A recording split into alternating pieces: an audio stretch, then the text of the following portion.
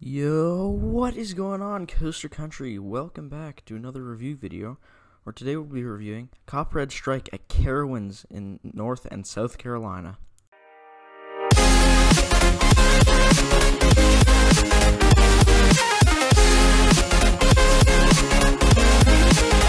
Copperhead Strike is a mock double launch coaster located at Carowinds in North and South Carolina.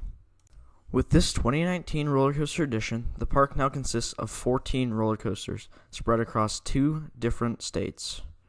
Yes, you heard me right. This park is on the state line of North and South Carolina.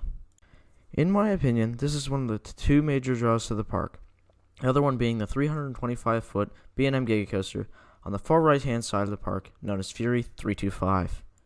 Now let's get right into the ride layout. The first element to this ride is actually before the first launch. This element is known as a JoJo roll.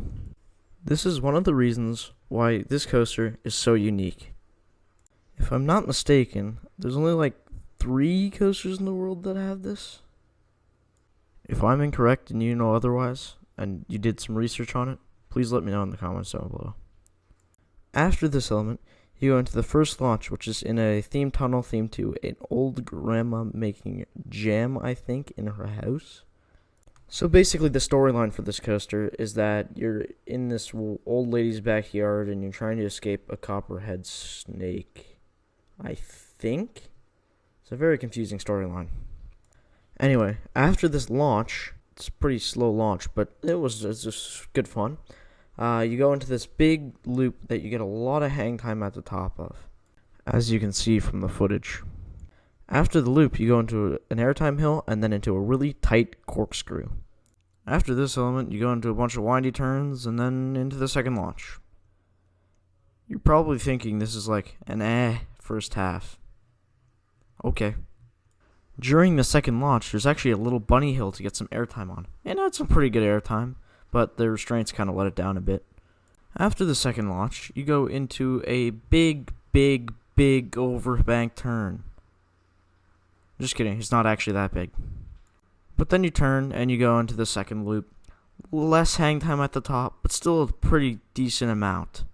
After this, you go into a bunch of like little banked airtime hills and bank turns, and they're pretty snappy, like a 9 out of 10 for this part.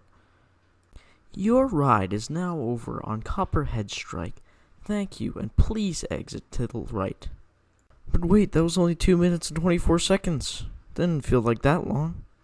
Even though it's a kind of short ride, it's still a really enjoyable coaster. The launches are pretty weak, but I think it more than makes up for it with the hang time and the air time and the intensity of the coaster itself. I'd say my overall ranking for this coaster would be an 8 out of 10 or a 9 out of 10. It depends on whether you're riding in the front or the back. In my opinion, I think I preferred the front just because of the hang time and the JoJo roll specifically. Make sure you're taking my opinion with a grain of salt though, because you might not like this coaster as much as I do. You don't like intensity. Or you might like this coaster more than I do. You like it because it's not a super big thrill coaster. Well, that's it for now, Coaster Country. A big thank you to Coaster Hipster and Carowinds for providing the POV and off-ride footage for this video. If you enjoyed this video, please make sure to hit the like button and make sure to subscribe, because you'll get content like this around 3 or 4 times a week. I'll see you guys on the next video. We'll be right back.